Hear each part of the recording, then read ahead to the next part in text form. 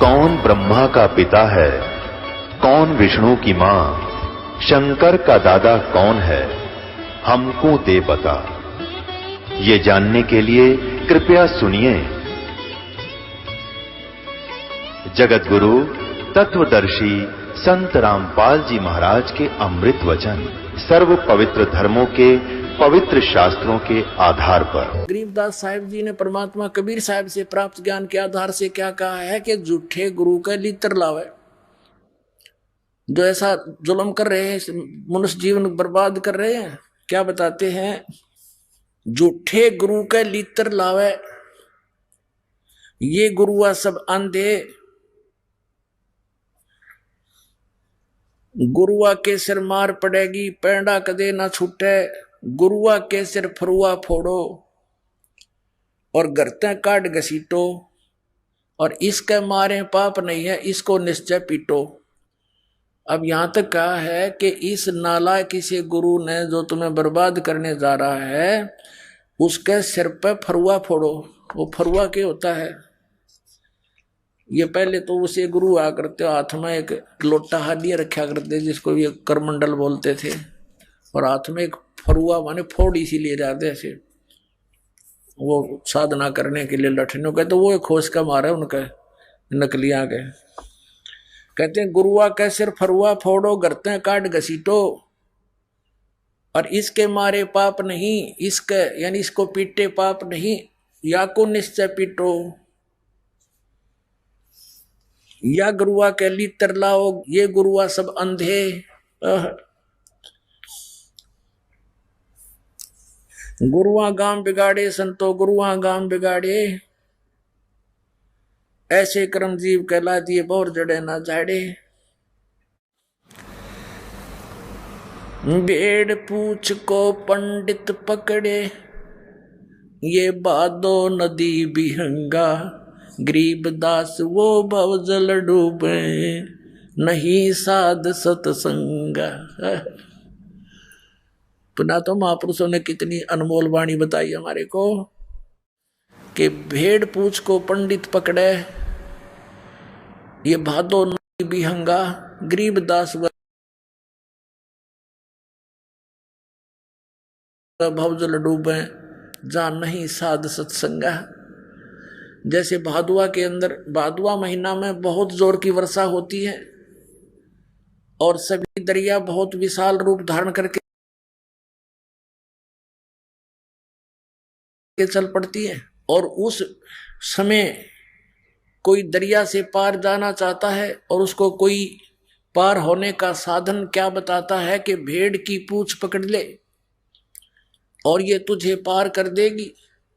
परमात्मा कहते हैं इस दो अक्षर के नाम न छोड़ के और इस आदि नाम सत्सार नाम, ये तीन मंत्र के जाप के अतिरिक्त सभी साधना ऐसी हैं जैसे भेड़ की पूंछ कोई पकड़ा रखी हो दरिया से पार होने के लिए, अर्थात कभी नहीं हो सकता दोनों डूबे। तो ऐसे पंडित माने गुरुजी, गुरु कहो, पंडित कहो, विद्वान कहो, ये कोई ब्राह्मण जाति से संबंधित शब्द नहीं है। जैसे मेरे दादा गुरुजी गांव छावला, दिल्ली के अंदर नजफगढ़ के पास एक गांव है छावला, वहां के जाट थे, किसान थे। उन्होंने काशी विद्यापीठ से शिक्षा ग्रहण करने से वो पंडित चिदानंद कहलाने लगे। गांव गोपालपुर खरखोदा के पास, जिला सोनीपत, हरियाणा में उनका आश्रम बना हुआ, वहां लिखा पंडित चिदानंद आश्रम। उनको सब पंडित जी कहते थे। और मेरे गुरुदेव जी इस परंपरागत ब्राह्मण जाति से थे। गांव बड़ा पैंतावास, जिला भिवानी, दादरी के पास। वो कभी अपने आप को पंडित ब्राह्मण नहीं कहते थे, वो संत कहते थे। तो यहाँ उन गुरुओं के बारे में जिन्होंने ज्ञान प्राप्त किया, शिक्षा ग्रहण की, लेकिन सदग्रंथों को नहीं समझे, उनके विषय में कहा है कि भेड़ पूछ को ये पंडित पकड़े। पंडित माने गुरुजी। और आप भी पकड़ रहे, रोरों को भी यही पकड़ा रहे हैं कि ये भेड़ तुम्हें पार कर देगी दरिया से। उसके लिए तो नौका चाहिए और बढ़िया खेवट हो, तो एक्सपर्ट, तब पार कर सकता है।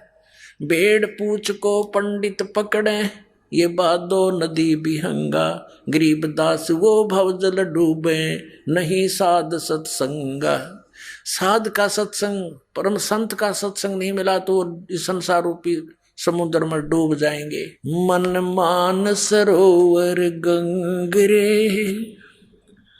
जहां से बिछड़ा तहां मिलाऊं, सुनो शब्द पर संगरे। अब क्या बताते आदरणीय गरीबदास साहिब जी परमात्मा से परिचित होकर के, क्योंकि आदरणीय कबीर परमेश्वर जी बाबा जंदा के रूप में संत गरीबदास साहिब जी गांव छुड़ानी जिला झज्जर वाले को मिले थे, सचखंड लेकर गए थे, फिर वापस छोड़ दिया था।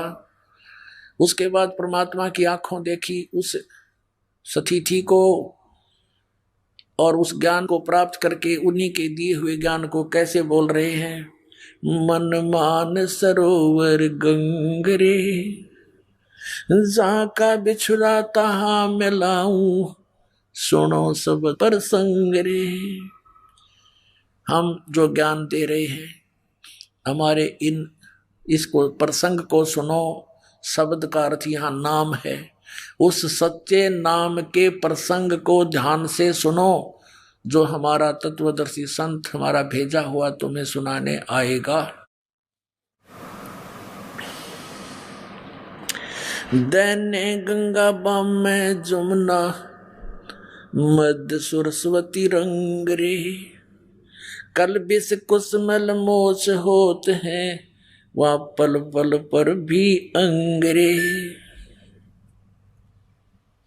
क्या बता रहे हैं कि दैन्य गंगा बाम में जमुना,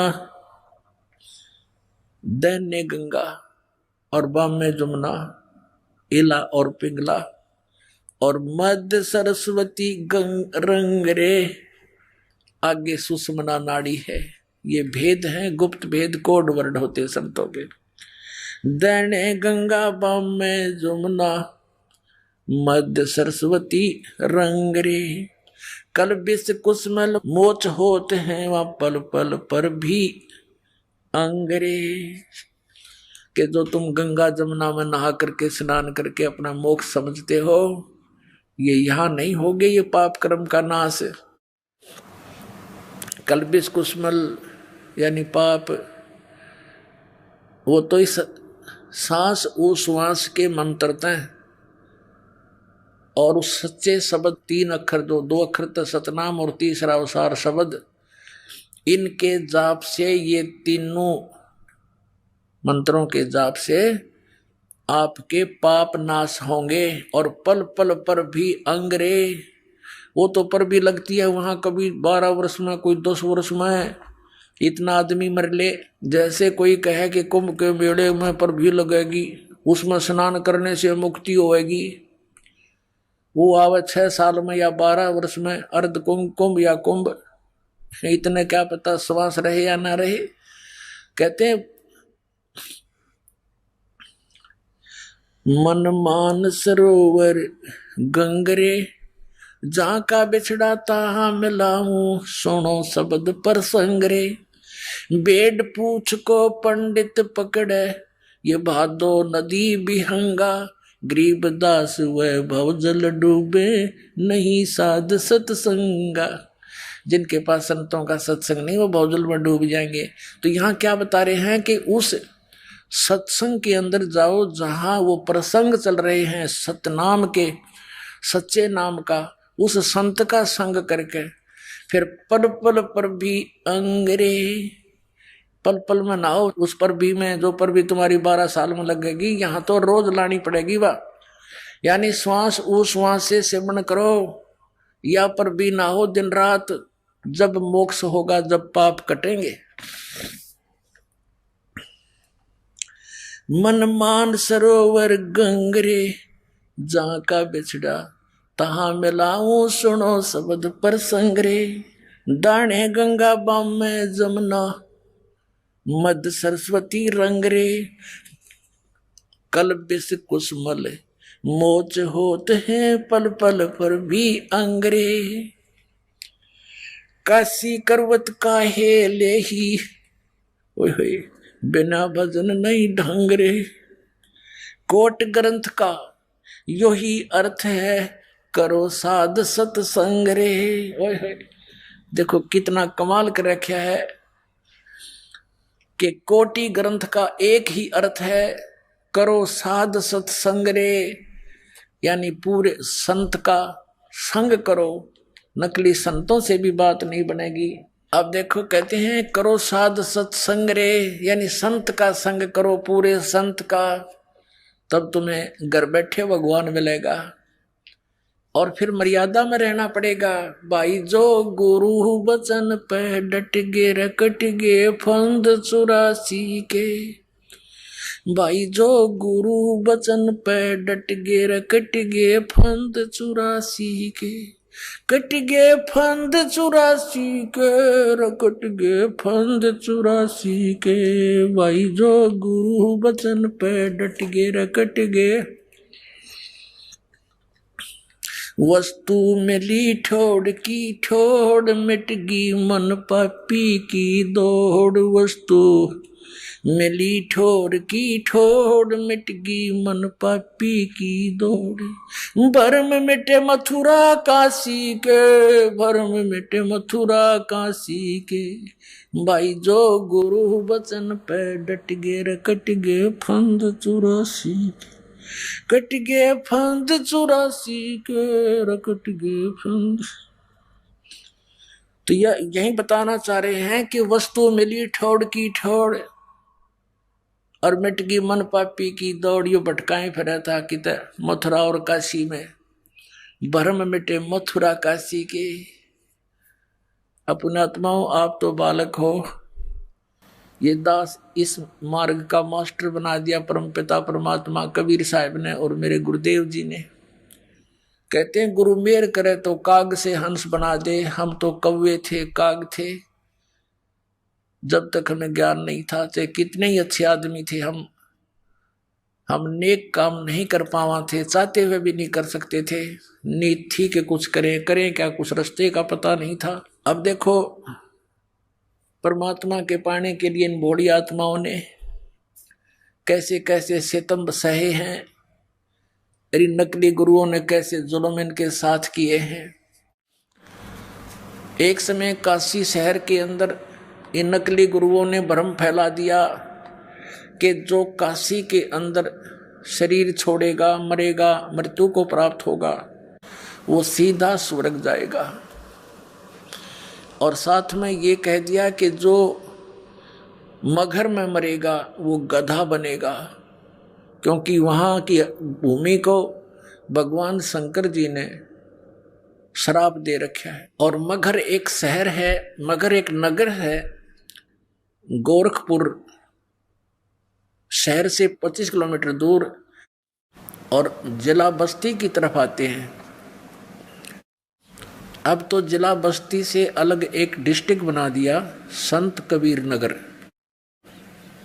मगर उस संत कबीर नगर के अंतर्गत आता है। ब्राह्मणों ने यानी गुरुओं ने यह भ्रम फैला दिया कि जो मगर मरेगा वो नरक जाएगा, गधा बनेगा। और वहां बह रही थी एक दरिया, आमी नदी, उसको भी भगवान शंकर ने श्राप दे दिया था, वो सूख गई थी, ऐसा उन्होंने बताया था। परमात्मा कहा करते थे कबीर जी कि भाई अच्छे सत साधना करने वाला भक्त, जो हम मंत्र विधि बताते हैं, अच्छे कर्म करने वाला, अच्छी सत साधना करने वाला कहीं प्राण त्याग दो, वो जाएगा अपने यथा स्थान पर। और पाप करनिया चाहे काशी में रो चाहे मगर, वो तो सीधा नरक जाएगा। ये बकवाद करते हैं, आपको मूर्ख बना रहे हैं। लेकिन परमात्मा कहा करते थे, ये पर भी लेन जाते है दुनिया, हमारा ज्ञान किने ना सुनिया। ये धक्के खान जा पर भी लेन, जोड़ मनाने, तालाब बनाने के लिए जम गधे भी ना नाम है। जींद शहर के पास एक पिंडारा गांव है, वहां एक तालाब है जोड़, और उसमें कहते हैं सोमवार वाली अमावस्या को नहा ले तो सबके पाप कट जाए। उसमें गधे भी ना पानी पीवा, ऐसा गंदा तालाब है, और वहां नहा के मोक्ष बता रखा है कि वहां नहाने से मुक्ति हो जाएगी, दूना पाप लगे। तो यहाँ क्या बताते हैं हमरा ज्ञान किन्हें ना सुनिया, और पर भी लेन जाते है दुनिया। वहां जाते हैं भटकने के लिए, कर्म बिगाड़ने के लिए, हमारा ज्ञान किसी ने नहीं सुना। तो क्या बताते हैं कि जैसे परमात्मा के चाहने वाले व्यक्ति उन काशी के ब्राह्मण गुरुओं से जुड़े हुए थे, आगे उनके एजेंट गुरु होते हैं गांव में, उन्होंने फैला दिए भ्रमणा के गुरुओं का आदेश है कि जो काशी में शरीर छोड़ेगा वो सीधा स्वर्ग जाएगा। तो कुछ बुजुर्ग व्यक्ति वो कहने लगे अपने पुत्रों से कि बेटा हमारा तो अंत आ लिया, ना जाने हम 1 वर्ष के हैं 2 वर्ष के हैं, हमारे लिए काशी में रहने की व्यवस्था कर दो, हम मृत्यु को प्राप्त के बाद स्वर्ग चले जाएंगे पुत्र। अब प्रत्येक संतान की ये इच्छा होती है कि जिस माता पिता ने हमारे लिए आजीवन इतना कष्ट झेला, हमारे को पाला पोसा, क्या हम इतना नहीं कर सकते? कोई बड़ी बात नहीं। तो उन्होंने काशी शहर के अंदर कमरे लेकर के किराए पर अपने माता पिता को रखने का उद्देश्य लेकर काशी पहुंचे। तो पहले तो उन गुरुओं के एजेंटों के साथ जाकर उन गुरुओं से मिले कि हमें कोई कमरा दिलवा दो। तो उन गुरुओं ने सोचा कि हम क्यों ना अपने पास ही रख लें बुजुर्गों को, और उन्होंने कहा भी तुम ऐसा करो हमारे पास छोड़ दो, 2 रोटी हम खाएंगे ये भी खाते रहेंगे। तो बच्चों ने सोचा भी बहुत अच्छी बात है। फिर ऐसे कोई छोड़ने वाला नहीं, माता पिता ने कहा बेटा हम इन गुरुओं का अन्न नहीं खाएंगे, कुछ पैसे आपने देने होंगे। कहा पिताजी नहीं, क्यों माताजी जरूर देंगे। तो उन गुरुओं ने वो पैसे बता दिए कि इतने रुपये महीने के खर्चा इनका होता है। अगर 10 रुपये होते थे तो 20 रुपये बता दिए उन्होंने, 2-4 रुपये फिर दान के भी दिए, क्योंकि गुरुओं के गुरु, ग्रामों के गुरु जो उनको लेकर गए थे उनके गुरु वो थे। तो क्या हुआ, कुछ दिनों के बाद एक गुरु के घर पे 10-10 बुढ़ा बुढ़िया बैठ गए। अब बुजुर्ग है, उनको तो कभी खांसी आ गई, कभी थूकना पड़ गया, कितना आंख बनवानी, दर्द हो गया, पीड़ा होगी, उठा जानी, सेवक चाहिए। फिर उनको हो गया शर्म दर्द, क्या अच्छा काम बिगड़ा। एक बुढ़ा संभालना मुश्किल हो जाता है, वो लालचिया ने 10-10 इकट्ठे कर लिए।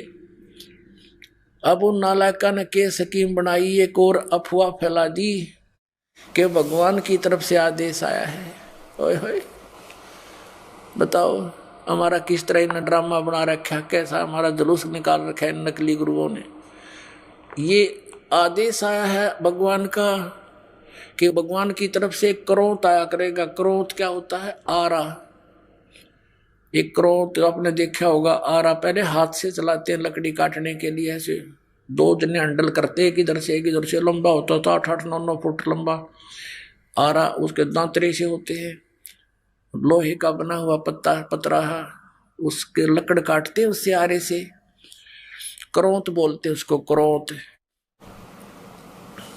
कहा कि भगवान की तरफ से क्रोध आएगा। उन्होंने एक गंगा दरिया के किनारे एक ऐसा स्ट्रक्चर तैयार कर दिया, उसके दूर यानी 20-20 फुट दूरी पर अंडरग्राउंड ले जाकर रस्से बांध दिए और उनके पुलिस ही बनाकर फिट कर दिया सारा सिस्टम। और वो अलग से जाकर के दूर बोझड़े झाड़ होते थे उनमें उसका हैंडल कर लिया, वहां भी गुप्त रखा हैंडलिंग, यानी उसके रस्से बांध कर वहां से खींच ले। वो बुजुर्ग कहने लगे बेटा हमने तो मरना ही है, और इससे आसान मौत क्या होगी। भगवान की तरफ से क्रोध आता है और कहते उस क्रोध से जो शीश कटवा लेगा वो सीधा स्वर्ग जाता है, और उसकी एक्स्ट्रा फीस रख दी। तो बच्चों ने सोचा भी ठीक है, जब माता पिता की इच्छा है तो वो फीस भी देनी शुरू कर दी और माता पिता को कटवाना शुरू कर दिया। अब वो क्या करते, ऊपर से क्रोध आता, एक स्ट्रक्चर बना रखा था आरक्षी, और उसके बीच में सुराख, उस सुराख में ऊपर छुप जाता वो क्रोध उधर से खींचने से, और ढीला छोड़ते नीचे, और उसके रस्से थे वो अलग से सिस्टम था। तो उसको ऐसे ऐसे कर देते 2 बार। गर्दन कैसी होती है प्राणी की, 2 बार करते वो कट जाता। और कभी वो हैंडल उलझ जाता, ना आता वो क्रोध, तो उसको उठा लेते थे बुजुर्ग को कि उठ लो, आपका आदेश नहीं हुआ है। फिर उनको और पक्की जस जाती रहो। ये तो बस सचमुच भगवान की तरफ से आता है।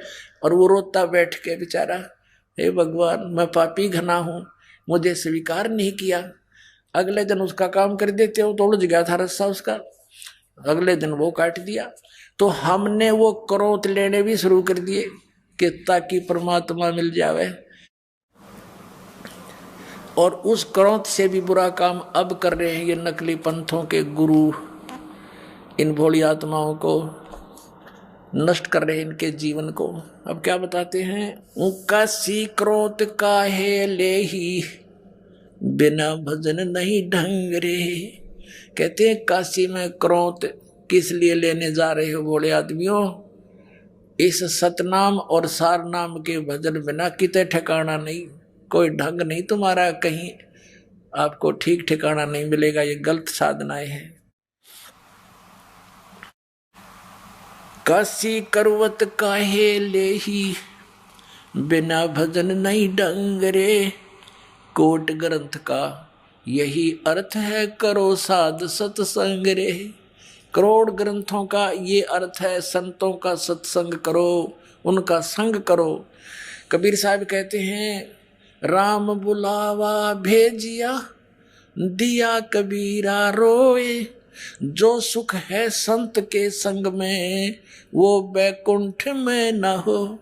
बैकुंठ में तो इतनी बुरी बकवाद है, ऐसे ऊंच नीच, ऊंचे छोटे बड़े पद हैं, पोस्ट हैं, सारे नाच गाने बकवाद है। अपनी पुण्य पूंजी वहां नष्ट करने का एक विशेष स्थान है।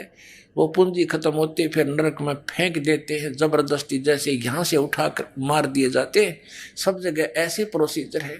तो परमात्मा कहते हैं, समझाते हैं, परमात्मा हमें बताना चाहते हैं कि स्वर्ग की आस मत करना बच्चों। अपने ऊपर कहते हैं, धर्मदास सुन अमर कहानी, और अपनी महिमा हमने आप बखानी। अपने बारे में जानकारी आप देनी पड़ी। हमारी महिमा से परिचित किस ब्रह्मांड में कोई प्राणी नहीं पाया। तो अपने आप ही कहते हैं कबीर, राम बुलावा भेजिया, दिया कबीरा रो। यानी आपको समझाने के लिए अपने ऊपर उदाहरण दे रहे हैं भगवान। और जो सुख है साध के संग में, जो यहाँ आपका मोक्ष होगा, आपको सुख होगा, वो बैकुंठ में नहीं हो। माता सुख नाम की चीज नहीं, नकली सुख है। तो सुख समरूप स्वरूप सुभानम निश्चल अचल अभंग रे। आसन अस्तल असल तास के, बाना बिरद बिनंगरे। बिन ही पंखों उड़े गगन को, चाल चाल विहंगरे।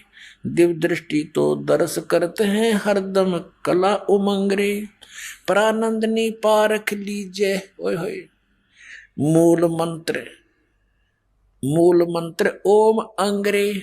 देख संतों के ये अमरवाणी आदरणीय गरीबदास साहिब जी, ये वेदों से भी गूढ़ रहस्य है। इनमें क्या बताया है कि परानंदनी पारख लीजे, मूल मंत्र ओम अंगरे। गायत्री गलता न ध्यान है, सोहम सुरत सुहंगरे।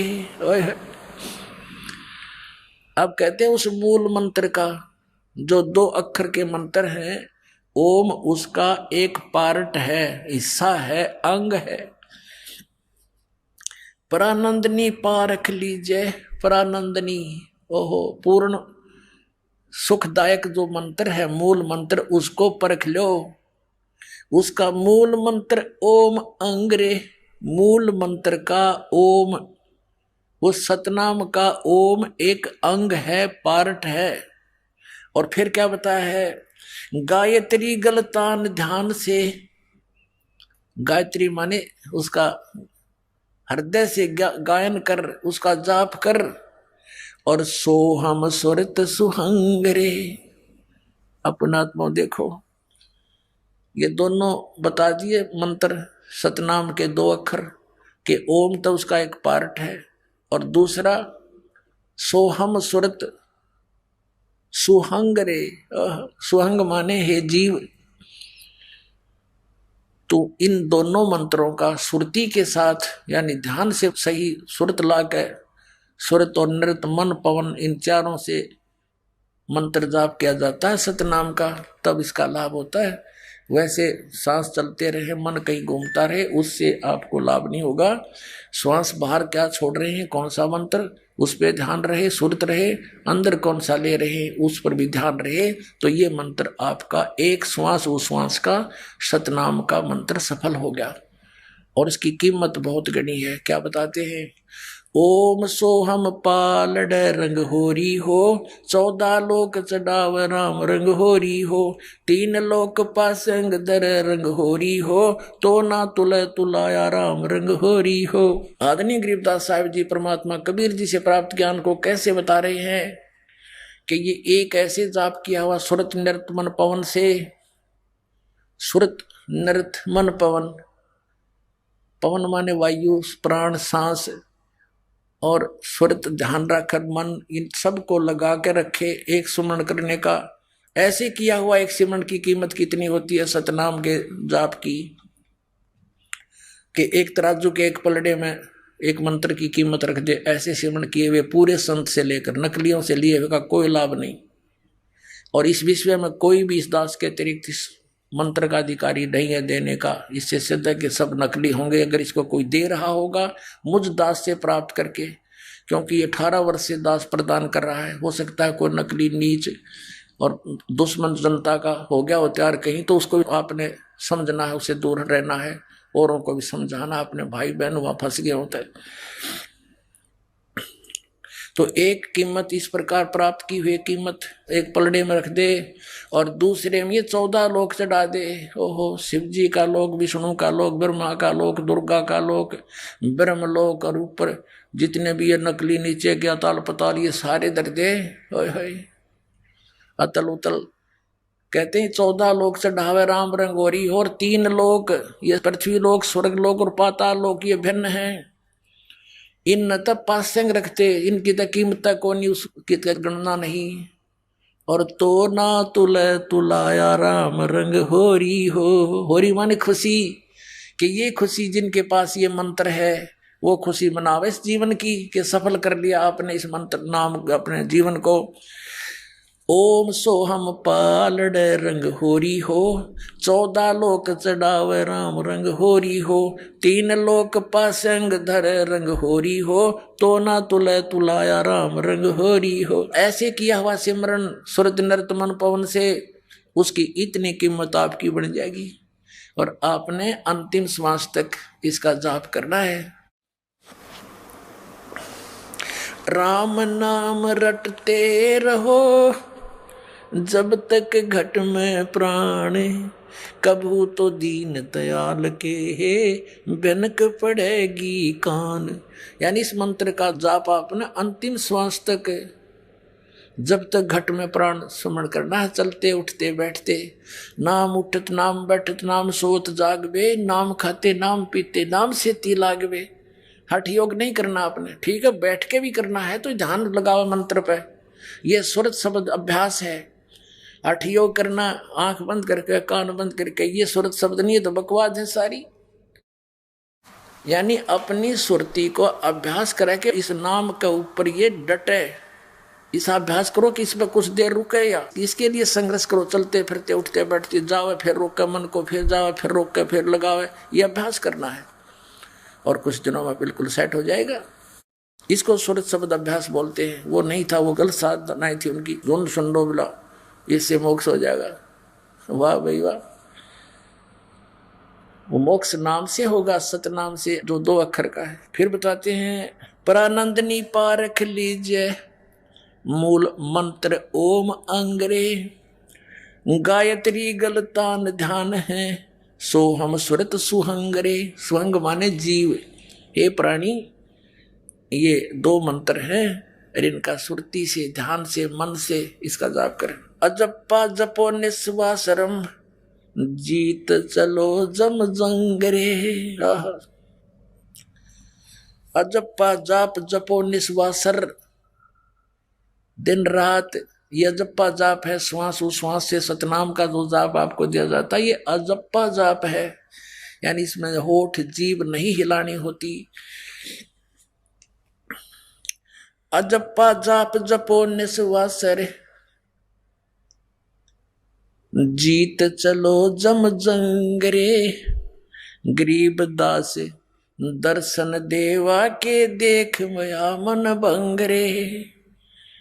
कहते इस मंत्र के जाप से फिर मन दिव्य दृष्टि खुल गई और परमात्मा के दर्शन करके मन भंग हो गया, चित्त भंग हो गया हमारा। तो एकदम अचंभा सा हुआ, भगवान को देखा, साकार मालिक को देखा।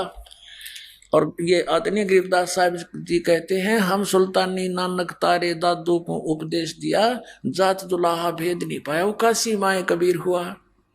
झांकी वे कबीर की नानक की तीवा, वह सिक्खा का गल पड़ी कौन छुटावे था। तो यहाँ गरीबदास जी कहते हैं, दास गरीब दर्शन देवा का, देख भया मन भंग रे। होय होय, को तो एकदम चुंबा सा हुआ हमें। अरे से नानक साहब जी ने परमात्मा का झांकी माने नजारा देखा था सतलोक में, फिर देखा उनको बनारस काशी में दानक रूप में। तो उन्होंने वाहे गुरु वाहे गुरु वाहे गुरु वाहे, क्योंकि वो तब भगवान के प्यासे थे इतनी उमंग से कि वाह वाह गुरु के, गुरु तो ये है पूरा इस पृथ्वी पर, कोई गुरु नहीं। तो वाह तेरे की नू करते हैं ना। तो पुणात्मा अब कहते हैं वह सिक्खा गलपड़ी कैसे छुटवावा उसने। असली मंत्र तो ये 2 अक्षर का जो समुद्र की साखी में वो खुद जाप कर रहे हैं, वो इससे मोक्ष होना था। और यही गरीबदास जी बता रहे हैं कि उस सतनाम के मंत्र का ओम तो एक अंग है, एक पार्ट है, और कंप्लीट वो बता दिया।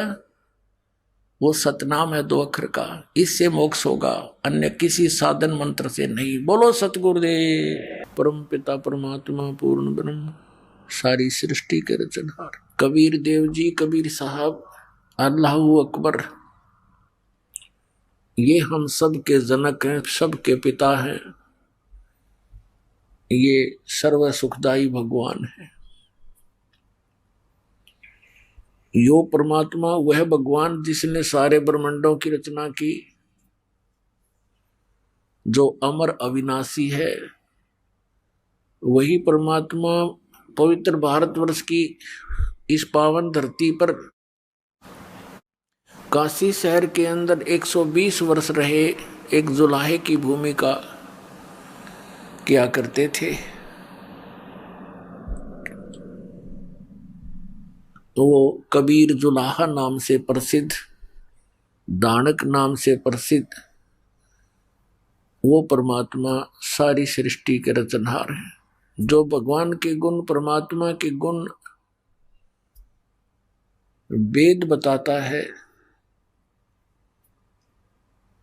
वही लीलाएं परमेश्वर ने अपने विधान अनुसार प्रत्येक युग में की है। क्या की है?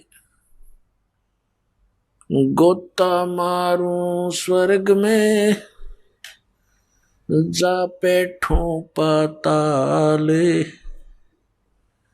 कह कबीर ढूंढता फिरूं अपने हीरे मोती लाल। कबीर परमात्मा जी बता रहे हैं अपनी महिमा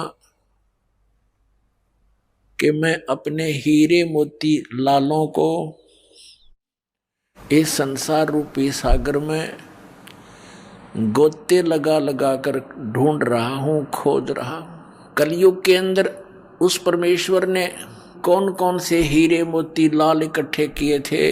आदरणीय धर्मदास साहिब जी, आदरणीय मलुकदास साहिब जी, आदरणीय दादू साहिब जी, आदरणीय नानक साहिब जी, आदरणीय गरीबदास साहिब जी, गांव छुड़ानी, जिला झज्जर, हरियाणा वाले। क्योंकि गरीबदास कई हुए हैं जो संत कहलाए हैं, लेकिन वो इनकम्प्लीट थे, वो काल के ही जाल में थे। तो इसलिए इनका पूरा एड्रेस बताना पड़ता है। आदरणीय गरीबदास साहिब जी, गांव छुड़ानी, जिला झज्जर, हरियाणा वाले। आदरणीय गीसा दास साहिब जी, गांव खेखड़ा, जिला मेरठ, उत्तर प्रदेश वाले। ये अपने हीरे लाल परमात्मा ने खोजे, स्वयं ही जाकर के उनसे मिले। कितने दयालु हैं हमारे भगवान। वो हमारे पिता हैं और अपने बच्चों के लिए माता पिता ही कष्ट उठाया करते हैं। जिन माता पिता के बच्चे कुसंगत में गिरकर शराब पीते हैं, घर से धन ले जाते हैं, उसको नाश करते हैं, माता पिता समझाते हैं, प्यार से समझाते हैं, रोते हैं बैठकर, और वो नशे में उनकी एक नहीं सुनता, पास से निकल जाता है। माता पिता देखते रह जाते हैं, कई बार गालियां भी देने लग जाता है शराब के नशे में। तो पुण्यात्मा, हमने इस काल के इस झूठे सुख की भांग पी रखी है और इस नशे में हम अपने पिता को पहचान नहीं पाते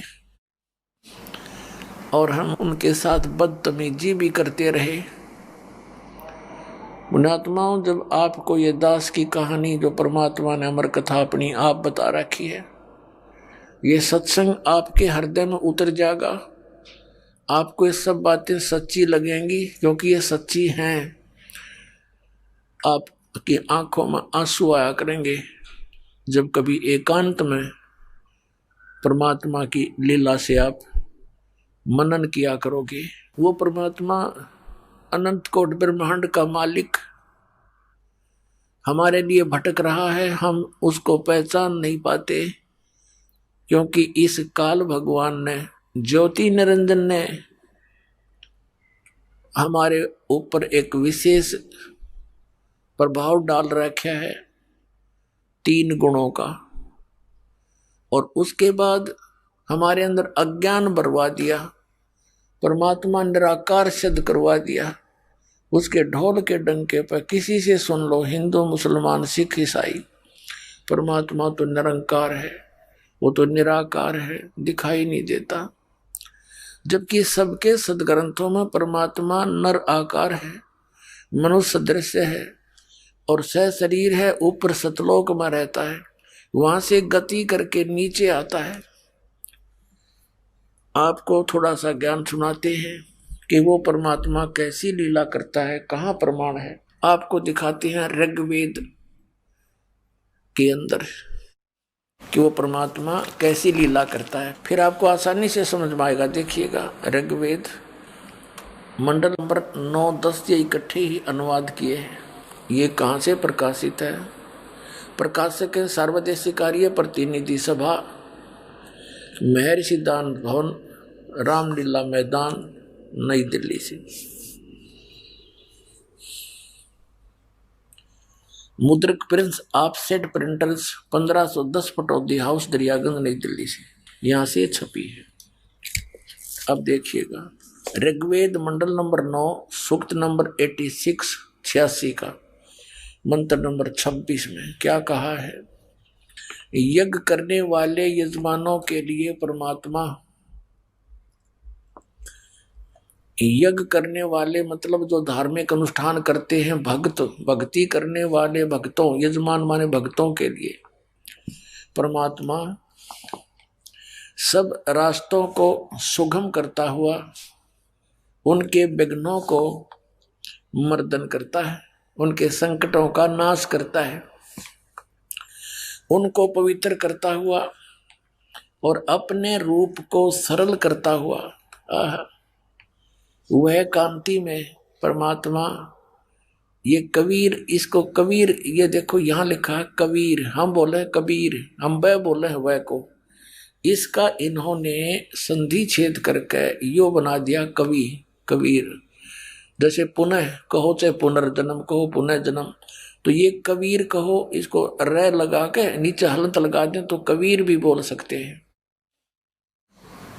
तो इसका अर्थ इन्होंने सर्वज्ञ कर दिया था, यहां लिखना चाहिए था कबीर देव। अब देखो, एक यजुर्वेद के अंदर इस महर्षि दानंद ने ही यजु का अर्थ यजुर्वेद किया है, वो सही किया है। देखिएगा, ये यजुर्वेद है, महर्षि दानंद सरस्वती द्वारा इसका अनुवाद है। प्रकाशक हैं सर्वदेशी कार्य प्रतिनिधि सभा 2/5 महर्षि दान भवन रामलीला मैदान नई दिल्ली। ये दूरभाष, ये महर्षि दान सरस्वती द्वारा इसका अनुवाद है। मुद्रक Prince offset printers 1510 Pataudi house Daryaganj नई दिल्ली से। अब देखिएगा यजुर्वेद के 36वें अध्याय के 63वां अध्याय यानी 36वां अध्याय है। इसके प्रथम मंत्र में रेचम वाचम परपदे मनो यजु परपदे। अब ये यजु शब्द है और यहां देखिएगा इसका अनुवाद करते हुए महर्षि दयानंद ने यजु का अर्थ यजुर्वेद कर दिया। बिल्कुल सही है। यदि इसके स्थान पर यहां अर्थ कर देता यजु माने पूजा करने की स्तुति, तो ये महिमा यजुर्वेद की है। यजु के और भी बहुत से अर्थ होते हैं, तो यजुर्वेद ना लिख कर यदि यहां पर वो अन्य अर्थ कर देता तो कैसे समझ दे कि यजुर्वेद के बारे में कहा गया है। तो यजु, जैसे यजु को यजुर्वेद लिख दिया, और जैसे यहां देखिए इसकी जिल्द पर भी यजुर्वेद लिखा है। ये पुस्तक यजुर्वेद है, और जहां पर ये ओनली यजु लिखा है तो भी ये यजुर्वेद ही जाना जाता है, यजुर्वेद की महिमा है। ठीक है, अब हम लेते हैं उसी ऋग्वेद को, यजुर्वेद रख दिया। अब इस पर हम फिर आ जाते हैं ऋग्वेद मंडल नंबर 9 सुक्त 86 मंत्र 26 पर। यज्ञ करने वाले यजमानों के लिए, भक्तों के लिए परमात्मा सब रास्तों को सुगम करता हुआ उनके विघ्नों को यानी संकटों को मर्दन करता है, नाश करता है, उनको पवित्र करता हुआ और अपने रूप को सरल करता हुआ आर्य समाज के लोग और साथ में दयानंद परमात्मा को निराकार बताता है और वेदों को सही मानता है। वेद बता रहे हो तो साकार है। अपने रूप को सरल करता है, क्योंकि सतलोक के अंदर तीसरे मुक्ति धाम में जहां परमात्मा रहता है वहां उनका शरीर मनुष्य सदृश है। एक रोमकूप में करोड़ सूर्य मिला दे, करोड़ चंद्रमा, तो परमात्मा के उस रोमकूप के रोशनी से भी फीकी पड़े, इतना तेजो में शरीर है। और वो परमात्मा एज इट इज न्यू का न्यू आ जाए यहाँ पर तो हमारी आंखें बंद हो जा, जैसे उल्लू को सूर्य नहीं दिखता, वो देख ही नहीं सकता। तो इसलिए यहाँ आकर अपनी लीला करने के लिए, हमें यथार्थ ज्ञान देने के लिए, अच्छी आत्माओं को मिलने के लिए अपने रूप को हल्का तेज पुंज का बनाकर आता है। तेज पुंज अन्य दे धरकर इस विध हमको भेंट ही। तो यहां देखिएगा अपने रूप को सरल करता हुआ वह कांति में परमात्मा, यो कबीर देव लिखना था यहाँ पर, कबीर देव, हम उसको कबीर साहब बोल रहे हैं। देव माने परमेश्वर भगवान, वो कबीर भगवान, कबीर देव लिखना था, कबीर देव लिख देते न, शर्मावती था, कबीर देव लिख देते। विद्युत के समान क्रीड़ा करता हुआ वर्णीय पुरुष को प्राप्त होता है, अच्छी आत्मा को मिलता है। देखिएगा अब 27 में बताया है वो परमात्मा रहता कहाँ है। जो परमात्मा तेज पुंज परमात्मा, तेज पुंज का परमात्मा है, जो परमात्मा ध्युलोक के तीसरे पृष्ठ पर विराजमान है, ओहो सतलोक में बैठा है, वहां रहता है वो। अब देखो ऋग्वेद मंडल नंबर 9 और सूक्त 82 में, ऋग्वेद मंडल नंबर 9 और सूक्त 82 का यह मंत्र नंबर 1 है। जो सर्वोत्पादक प्रभु, सबकी उत्पत्ति करने वाला परमेश्वर प्रकाश रूप है, तेजो में शरीर युक्त है, सद्गुणों की वृष्टि करने वाला, पापों का नाश करने वाला, पाप हरण करने वाला है। वह राजेव, राजा के समान, राजेव, ये देखना, ये हम पढ़ रहे हैं 269 पे, नए नकली फेरने होंगे और कोई सा प्रश्न दिखा दिया होगा। ये 270, देखो राजा के समान दर्शनीय है, वो देखने जोगा राजा जैसा, यानी मनुष्य दृश्य है वो भगवान। और वह पृथ्वी आदि लोक लोकांतरों के चारों ओर शब्दमान हो रहा है। वह वर्णीय पुरुष को, अच्छी आत्मा को, जो दृढ़ भक्त है उसको पवित्र करता हुआ प्राप्त होता है। यानी अच्छी आत्मा, दृढ़ भक्त उसको मिलता है। जिस प्रकार विद्युत स्नेह वाले स्थानों को आधार बनाकर प्राप्त होता है। अब देखो स्पष्ट कर दिया, जैसे आकाशीय बिजली ऐसी धातु पर गिरती है जहां उसका अट्रैक्शन होता है, और जगह नहीं गिरती वो। जैसे पुराने समय में पहले कांसी धातु के बेले और थाली हुआ करती थी। वर्षा के दिनों में कोई थाली या बेला बाहर रह जाता था घर से आंगन में।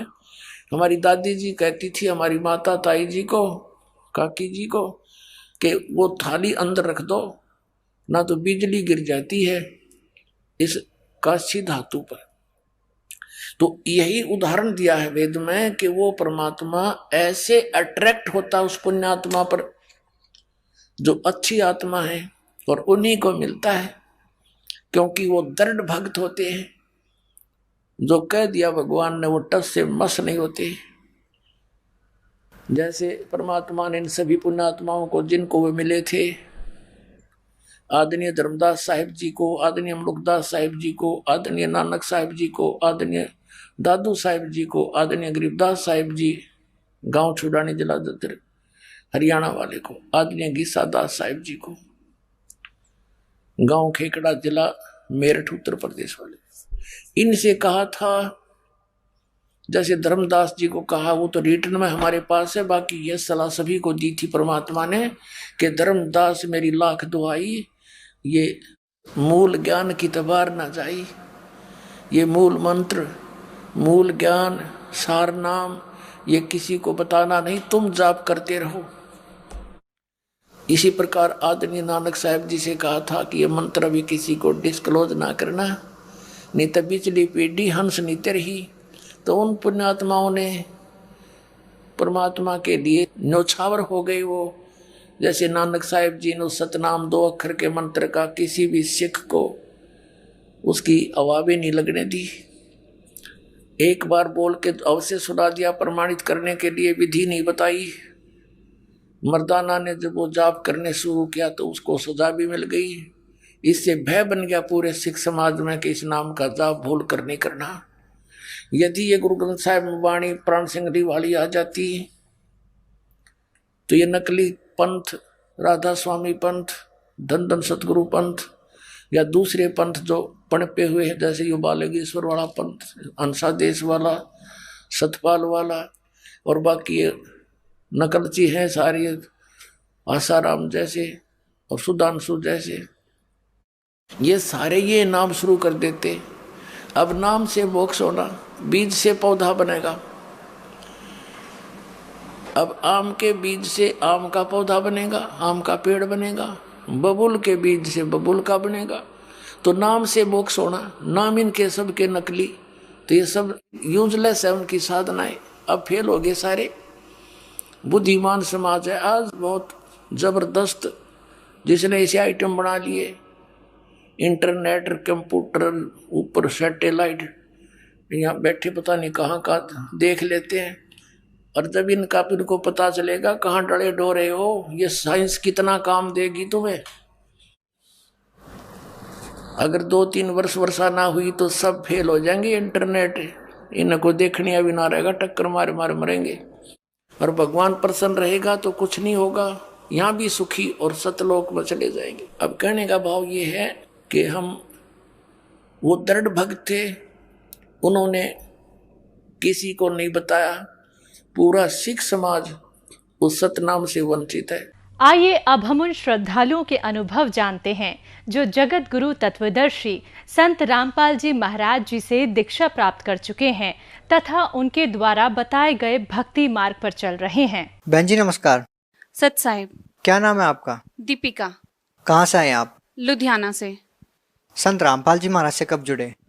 संत रामपाल जी महाराज जी से मैं 3 जून 2012 से जुड़ी हूँ सर। संत रामपाल जी महाराज से नाम दीक्षा लेने से पहले आप क्या भक्ति साधना करते थे? मैं ब्राह्मण जाति में मेरा जन्म है। जैसे कि वहाँ पे सब होता है कि सारे ही देवी देवताओं की पूजा करते हैं। हम माता रानी की भी करते थे, कृष्णा जी की भी करते थे। मतलब ज़्यादा पहले माता रानी की करते थे, उसके बाद जब उनसे कोई लाभ हमें ज़्यादा होता नहीं था, फिर हम कृष्णा की, कान्हा की करने लगे, लड्डू गोपाल की। तो मेरी मम्मा कृष्णा वहाँ मथुरा वृंदावन गए थे, तो वहाँ से हम दोनों बहनों के लिए भी छोटे छोटे लेके आई थी लड्डू गोपाल। तो हम स्पेशली उनकी भी करते थे और मम्मी भी अपने सेपरेटली अलग से करती होती थी। क्या करते हैं आप? मैं बैंक में जॉब करती हूँ, प्राइवेट बैंक में। कहाँ तक एजुकेशन किया आपने? मैंने MBA किया हुआ है ILM गुड़गांव से, DLF golf course road area से। संत रामपाल जी महाराज की शरण में कैसे आई? संत रामपाल जी महाराज जी की शरण में मैं ऐसे आई सर कि मेरे मम्मी पापा जो पहले, जैसे मैंने बताया, लड्डू गोपाल जी की पूजा करते थे और उनसे उसके पूजा करते करते मेरे पापा सस्पेंड हो गए थे। पटवारी हैं मेरे पापा, सरकारी नौकरी है, पटवारी हैं वो कोट जयपुर में। वो सस्पेंड हो गए थे, उनके ऊपर रिश्वत का रखने का आरोप लगाया गया था। तो फिर उसके बाद जब घर पे थे पापा और कोई इनकम का हमारे पास इतना सोर्स नहीं था, जो पहले के पैसे थे वही सब हमारी सैलरी हम यूज कर रहे होते थे। उसके बाद जब एक बार पापा ने सोचा कि बेसमेंट में जो रद्दी पड़ी है, चलो इसको निकाल देते हैं, सेल आउट कर देते हैं, तो ज्ञान गंगा पुस्तक निकली। वो हमारे रेंट पे ऊपर रहते थे किराएदार, उन्होंने मम्मी को उस टाइम दी थी जब वो बहुत ज्यादा लड्डू गोपाल की भक्ति करती थी कि आप आंटी क्या ये सारे दिन लड्डू गोपाल को लिए फिरती हो, इनकी घंटियां बजाती हो, माखन मिश्री का भोग, खाना खिलाना, ब्रेकफास्ट लंच डिनर सब कराती थी उनको, यहाँ तक कि उनको प्रॉपर सुलाना, उनकी सेवा करना, ऐसे बच्चे की तरह उनके लाड दुलार, निल्हाना, घंटा उनको निल्हाने में चढ़ना, उनका चरणामृत सबको वितरित करना, पंचामृत से उनको निल्हाना। तो फिर भी पापा के साथ ये हो गया था। तो ज्ञान गंगा पापा ने सोचा पढ़ के देखते हैं इस पुस्तक में क्या है। फिर जब पढ़ा तो परमात्मा की दया से ज्ञान योग खुल गया और सारी ही बातें समझ में आने लगी। जो ज्ञान लिखा था कि गीता जी में क्या लिखा हुआ है कि पूरे संत की क्या पहचान है, जो उल्टे लटके हुए संसार रूपी वृक्ष के सब भागों को विस्तार पूर्वक बता देता है, वो तत्वदर्शी संत होता है। तो ये सारी चीजें जब पापा ने पढ़ी, उन भक्तों के अनुभव पढ़े जिनको पर्सनली परमात्मा ने आध्यात्मिक सुख भी दिया, उनको आर्थिक लाभ भी दिए, उनको शारीरिक कष्ट थे, किसी को कैंसर था, किसी को पैरालिसिस था, जिसका कोई इलाज नहीं था, वो भी उनको परमात्मा की भक्ति से, मंत्र जाप से ठीक हो गए मात्र। तो पापा ने सोचा कि हम भी चल के देखते हैं, क्योंकि ऐसे सुना है कि गुरु बिना गुजारा नहीं। तो एक बार गुरु भी हमने बनाया नहीं आज तक, तो गुरु बना के देखते हैं। हमने गुरु, इसलिए पापा ने, हम वहां गए, पापा मम्मी वहां पे गए, आश्रम में गए, 3-4 दिन रुके, ज्ञान सुना, ज्ञान सुन के उन्होंने नामदान ले लिया। बहन जी, संत रामपाल जी महाराज की शरण में आने के बाद आपको क्या लाभ मिले? संत रामपाल जी महाराज जी की शरण में आने के बाद प्रथम लाभ तो मेरे को ये हुआ कि मुझे आध्यात्मिक ज्ञान पता चला कि कौन परमात्मा है जिसकी हमें भक्ति करनी चाहिए, हमें कौन सा मंत्र है जिसे जाप करने से परमात्मा के लाभ प्राप्त होंगे। कोई भी लाभ हो जिंदगी का, इस दुनिया का, इस संसार का, वो सारे लाभ हमें मात्र परमात्मा की भक्ति से ही मिलते हैं। ये हुआ। दूसरा हुआ कि नौकरी में मेरी पदोन्नति होती रही। पहले मैंने ज्वाइन किया था असिस्टेंट मैनेजर की पोस्ट पे, उसके बाद मेरा साल भर बाद डेप्यूटी मैनेजर की पोस्ट पे मेरा प्रमोशन हो गया। मेरी सैलरी में भी इंक्रीमेंट, 35,000 मेरी सैलरी हो गई थी, पहले मेरी 23,000 थी। इतना ज्यादा जबरदस्त इंक्रीमेंट था मेरी, बिकॉज मेरी परफॉर्मेंस भी इतनी अच्छी नहीं थी। सब क्वेश्चन कर रहे थे कि तेरी दीपिका इतनी अच्छी परफॉर्मेंस भी नहीं थी, फिर भी कैसे हो गया। मैंने कहा सब परमात्मा की रजा है, उनकी दया से मुझे। आप कौन से परमात्मा की दया मानते हैं? किस परमात्मा ने आपके ऊपर दया की? जो कबीर जी हैं वो पूर्ण परमात्मा हैं, और सतगुरु रामपाल जी महाराज जी हैं वो कबीर परमात्मा के खुद अवतार हैं, इस धरती पे आए हुए हैं। उन्होंने ही सब रजा की है, उनकी ही दया से हमें सारे लाभ हुए हैं। और क्या लाभ मिले आपको? और मैं अपनी फैमिली का भी थोड़ा बहुत आपको बताना चाहूंगी कि मेरी मम्मा हार्ट पेशेंट थी। उनको नाम लेने से पहले 2 अटैक आ चुके थे। जब तीसरा अटैक उनको आया तो पापा आश्रम में आए हुए थे, जो मंथली सत्संग होता है उसको सुनने के लिए। मम्मा घर पे थे, तो अकेले थे। रात को 3 बजे उनको हार्ट अटैक आया। उस टाइम मम्मी को लगा कि शायद मेरा BP हाई हो रहा है, उनको पता ही नहीं चला कि मेरे को हार्ट अटैक आ रहा है। वो बहुत ज्यादा बेड पे पड़ी थी, तो उनकी बॉडी ऐसे उछले ऊपर की तरफ, मतलब इतनी ज्यादा हार्ट की स्पीड तेज थी। उसके बाद 7 बजे तक मम्मी सो नहीं पाई। उसके बाद मम्मी ने गुरुजी के आगे जहाँ हम परमात्मा की भक्ति करते, पूजा करते हैं, जोत चाहते हैं, वहां पे दंडोत प्रणाम किया कि परमात्मा, भगत जी भी नहीं है, कोई घर पे नहीं है, मैं अकेली हूँ, मालिक आप ही देखोगे और कौन देखेगा, दया करो दाता। फिर दंडोती लगाई। उसके बाद मम्मा आधे घंटे सो गई, परमात्मा की दया से नींद आ गई। उसके बाद पापा का फोन आया तो मम्मी ने पापा को बताया। उसके बाद वापस तेज हो गई। फिर पापा ने अरदास लगाई गुरुजी से, तो गुरुजी ने 1 मिनट मौन, एक थोड़ा कुछ क्षण विश्राम लेके बोला, पोज लेके बोला कि बेटा ये आज उसने नाम लिया हुआ है, अगर वो नामधारी ना होती, उसने नाम नहीं लिया होता, परमात्मा का सर पे उसके हाथ नहीं होता, तो आज उसकी आयु खत्म थी। और ये बात मैं दूसरे प्रमाण से ऐसे बोल सकती हूँ कि मेरे नाना जी खुद ज्योतिषी थे, तो उन्होंने भी बता दिया था, जो हस्तरेखाएं वगैरह उनको देखनी आती थी, उन्होंने बता दिया था कि सुमित्रा तेरी 48 साल तक उम्र है, इसके बाद तेरी आगे उम्र नहीं है बेटा।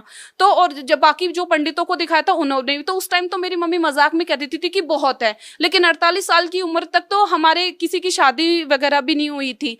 ओनली मेरी बड़ी सिस्टर मैरिड थी उस टाइम तक, तो इसलिए कुछ भी हम सेटल नहीं हुए थे, हम बर्बाद ही हो जाते अगर हमारी मम्मा नहीं रहती। तो फिर परमात्मा ने उनको बचाया, इतनी दया हुई मालिक की।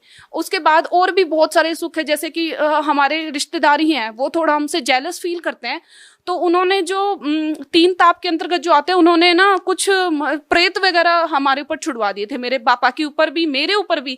वो जलते थे कि इनकी ना बिल्कुल, इनकी फाइनेंशियली हालत बिल्कुल खराब कर देनी है, इनको एक पैसा नहीं रहना चाहिए इनके घर में। क्या उस टाइम पे आप संत रामपाल जी महाराज से जुड़े हुए थे? हाँ जी, मैंने भी नाम उपदेश ले लिया था परमात्मा की दया से।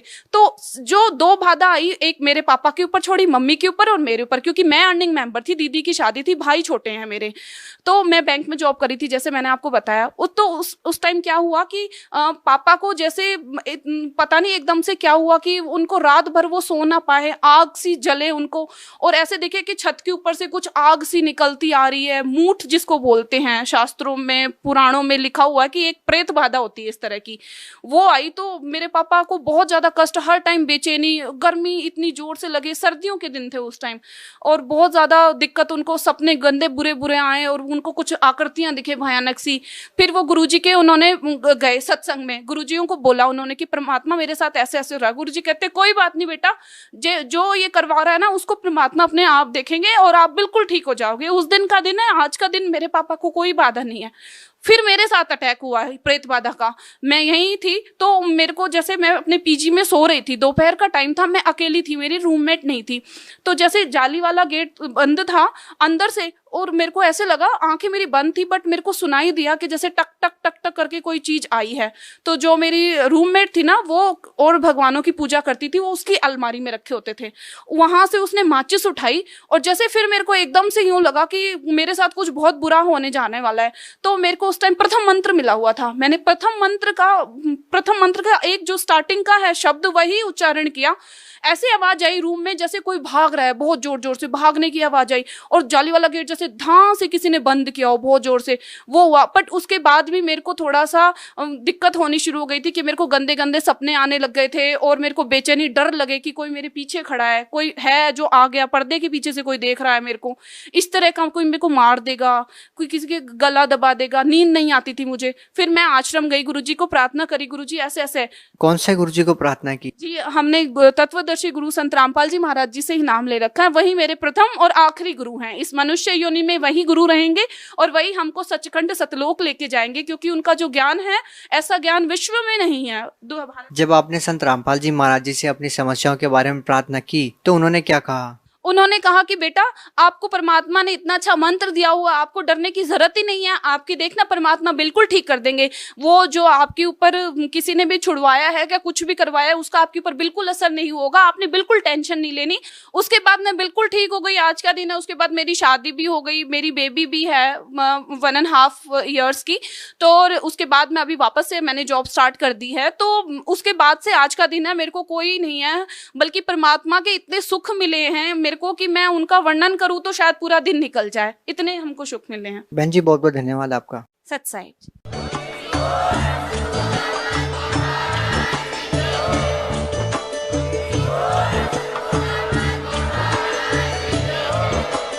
आप सुन रहे थे जगत गुरु तत्वदर्शी संत रामपाल जी महाराज जी के मंगल प्रवचन। अधिक जानकारी के लिए विजिट कीजिए हमारी वेबसाइट www.jagatgururampalji.org।